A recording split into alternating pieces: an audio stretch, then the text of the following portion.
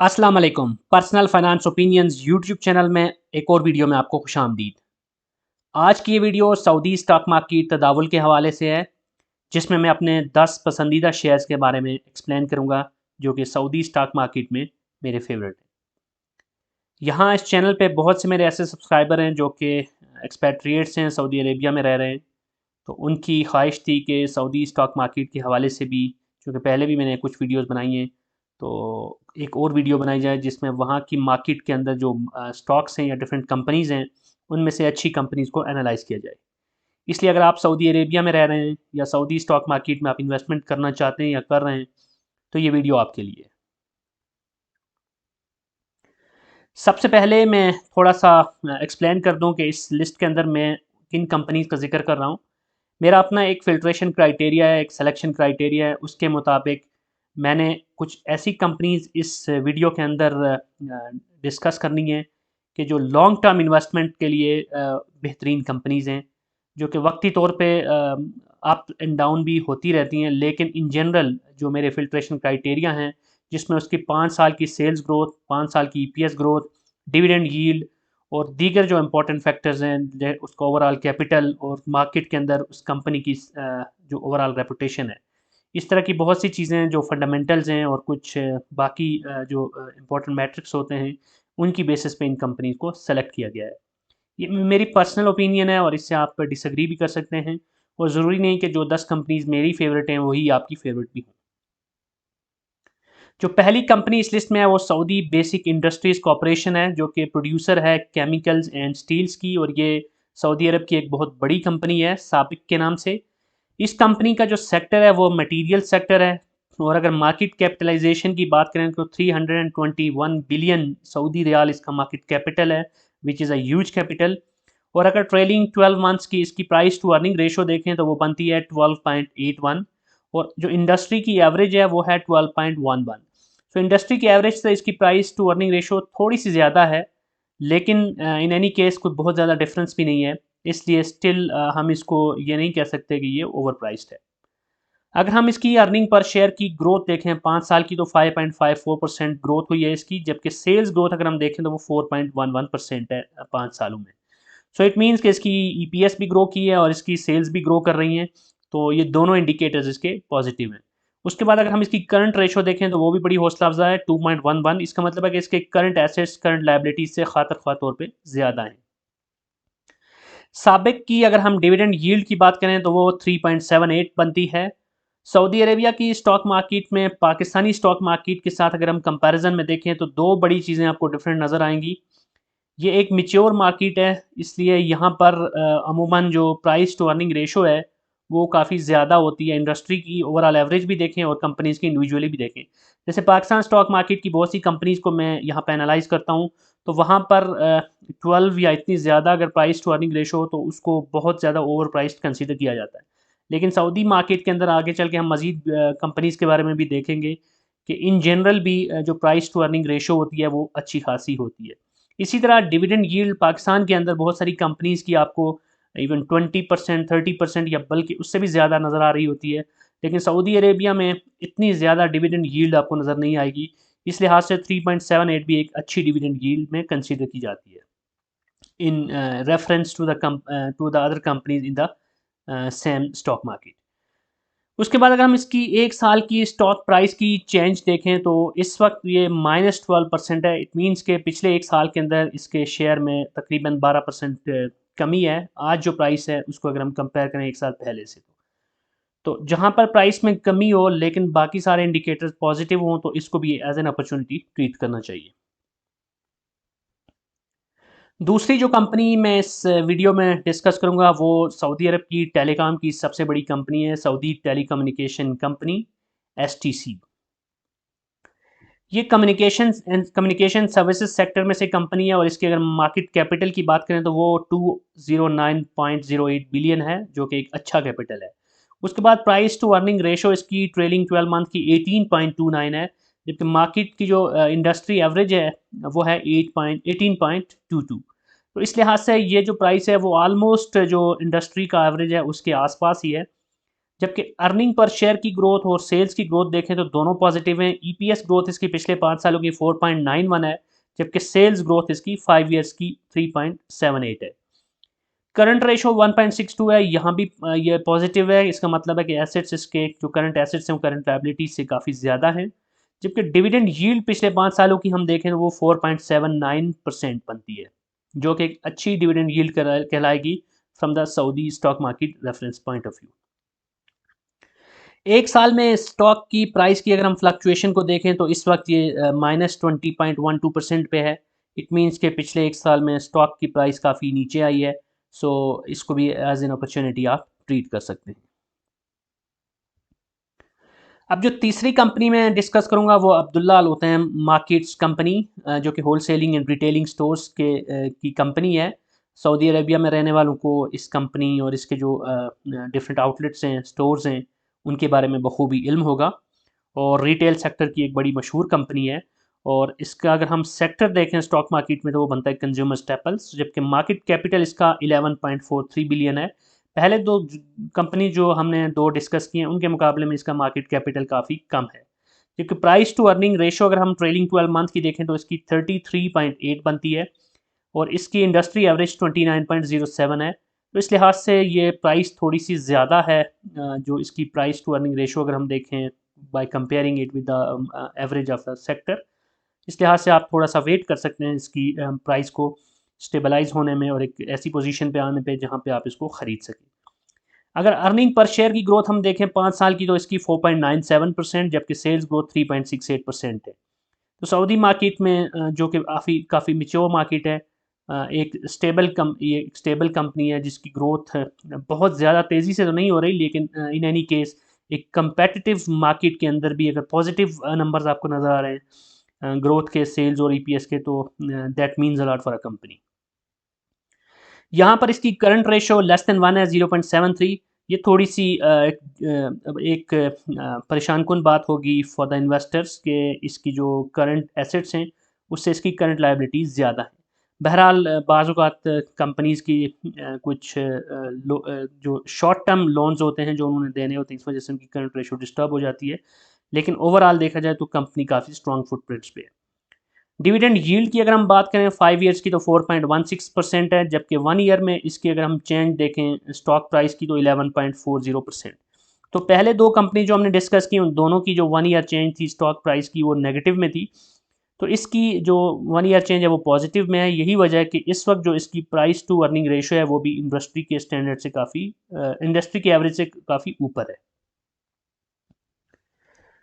जो अगली कंपनी मैं डिस्कस करूंगा वो है जरीर मार्केटिंग कंपनी।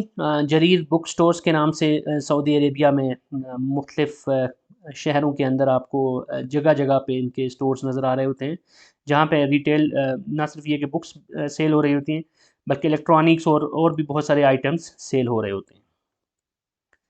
अगर हम जरीर की डिटेल्स देखें तो ये इसका जो सेक्टर बनता है वो कंज्यूमर डिस्क्रिशनरी बनता है, जबकि इसका मार्केट कैपिटल 21.36 बिलियन है। इसकी प्राइस टू अर्निंग रेशो 22.07 है, जबकि इंडस्ट्री की एवरेज 24.16 है।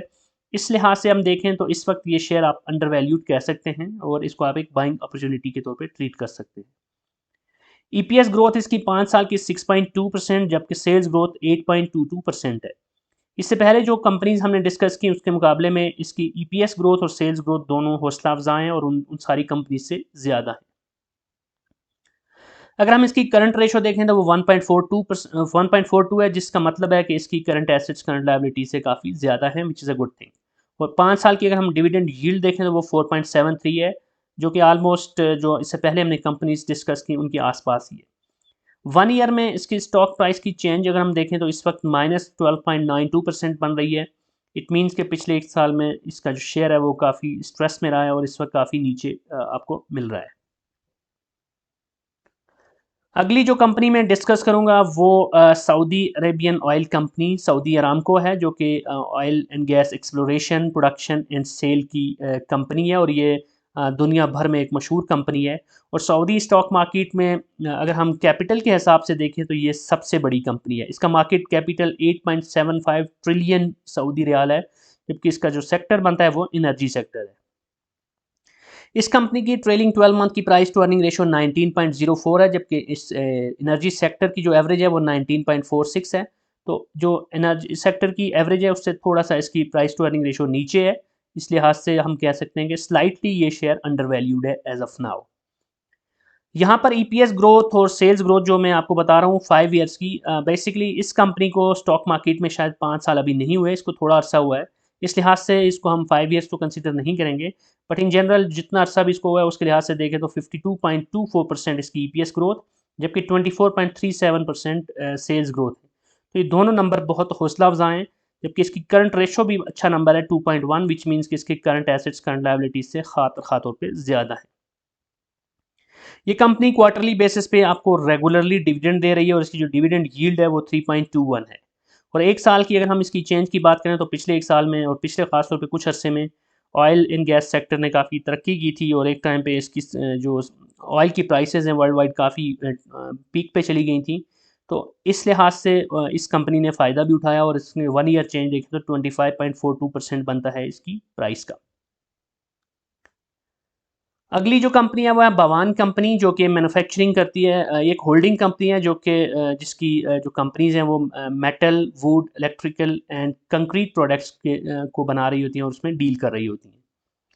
जिस कंपनी का अगर हम सेक्टर देखें तो वो इंडस्ट्रियल सेक्टर बनता है और इसकी मार्केट कैपिटल 2.23 बिलियन है, जो कि बाकी इससे पहले जो हमने कंपनीज डिस्कस की उसके मुकाबले में तो काफ़ी कम है।